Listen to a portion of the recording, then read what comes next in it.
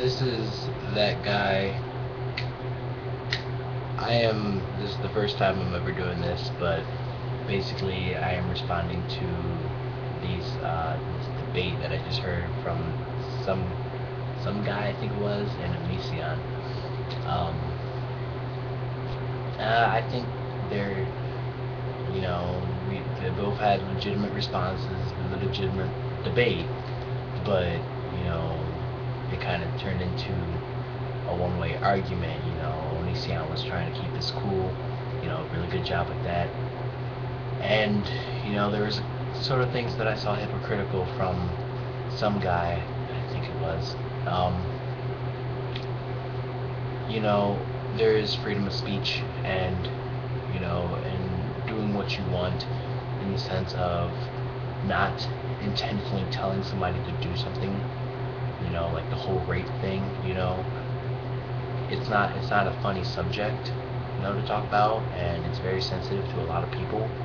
And you can tell by Onision's voice and by the way he responded to you when you started coming at him with that, is that he respects that subject, but it is smart what he said. Other than calling a number that you have to dial, what is it, 8, 10 numbers on. I'm sorry, I'm a little tired. I've been up all night. It's better to call 3 numbers, and especially that speed dial. It's definitely a smarter choice to call 3 numbers than to call an entire phone number and wait for somebody to pick up. And you're actually talking to a person and not an automated machine. I've called the suicide prevention hotline a couple times, and I've got an automated machine, and not a real person. So that part kind of, I felt like needed a little clearing up off my chest. And so I know people probably already said what they felt like it was, and so I'm responding to that. It's smarter to call 3 numbers than it is to call the suicide prevention hotline. A cop will do a lot more. They send them right away.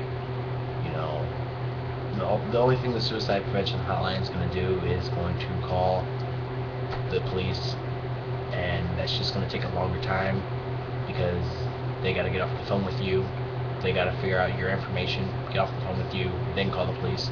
The police can, if it's too, if it's really drastic, the police can get your information off their system, track your phone, so that part, that's basically what I want to do. Sorry, I'm in my room right now. It's kind of messed up, and I need my haircut. Another part is, Onision wasn't trying to, sorry if I mispronounced the name, he wasn't trying to tell you what to do, in the sense of stop watching his videos.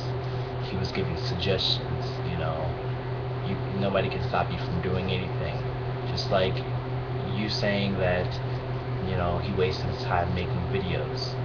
If he's doing something he loves and devoted his life to, why not do it? He lives in a nice house, well, as far as I can see, and he has a wife. Like, you need money to get a wife. You need money to own a house. So if he's doing what he loves to do and he's getting enough money to financially support himself, there you go.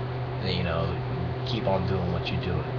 If I could fly planes for the rest of my life, and get paid for that, eventually I will, becoming a pilot, but I'm talking about just freelance flying. I would love to do that. I would love to travel the world and get paid for doing that. Just start walking right now, get in the car, start driving right now, and get paid to do it.